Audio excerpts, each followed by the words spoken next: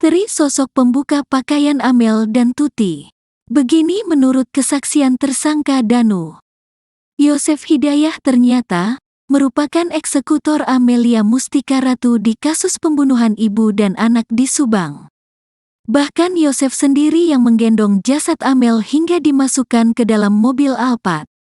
Jasad Amel dan ibunya, Tuti Suhartini, pertama kali ditemukan dalam bagasi Alphard di parkiran rumahnya, Desa Jalan Cagak, Kecamatan Jalan Cagak, Kabupaten Bogor. Saat itu kondisi jasad Tuti dan Amel ditemukan dalam keadaan tanpa busana. Berdasarkan pengakuan Muhammad Ramdhanu ke polisi, pada malam itu ia melihat sendiri Yosef mengeksekusi Amalia Mustika Ratu. Awalnya sempat muncul dugaan bahwa eksekutor pembunuh Amel adalah Abi, putra Mimin. Namun ternyata menurut Danu, Yosef sendiri yang menghabisi nyawa anak perempuannya itu. Dalam melancarkan aksinya, Danu mengaku melihat Abi dan Arikhi membantu Yosef. Hal itu disampaikan oleh kuasa hukum Ramdhanu, Ahid Syaroni. Menurut Ahid, saat Danu menunggu di luar rumah ia mendengar suara teriakan Amel. "Suara A, teriak kenceng," kata Ahid dikutip dari YouTube Heri Susanto. Mendengar teriakan Amel, Danu pun spontan langsung masuk ke dalam. Danu pun mengaku melihat Amel sedang dieksekusi oleh para tersangka. Di situ ada tersangka Y, tersangka A dan tersangka A, jadi di dalam kamar itu ada 3 orang. Kemudian Danu datang, jadi 4 orang semuanya, jelasnya.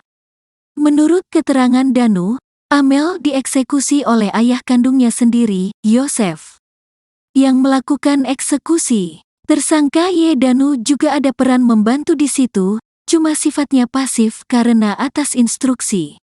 Jadi tersangka Y terus dibantu A dan A ini melakukan tindak pidana itu, urainya. Ahid menuturkan, kliennya itu awalnya tak tahu bahwa Tuti sudah dieksekusi lebih dulu. Setelah Amel selesai dibunuh oleh para tersangka, Danu mengaku hendak menunggu di luar lagi.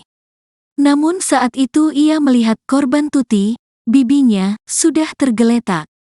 Tangan Danu dibeginikan, didekatkan ke arah Tuti, ternyata Bu Tuti sudah tak bernyawa.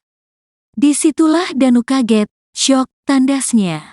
Berdasarkan pengakuan Danu, setelah itu dirinya diminta Yosef untuk membantu mengangkat mayat Tuti ke ruang TV. Danu juga membantu mengangkat mayat Tuti, hingga dinaikkan ke mobil Alphard. Namun menurut Danu, yang mengangkat jasad Amel adalah Yosef sendiri.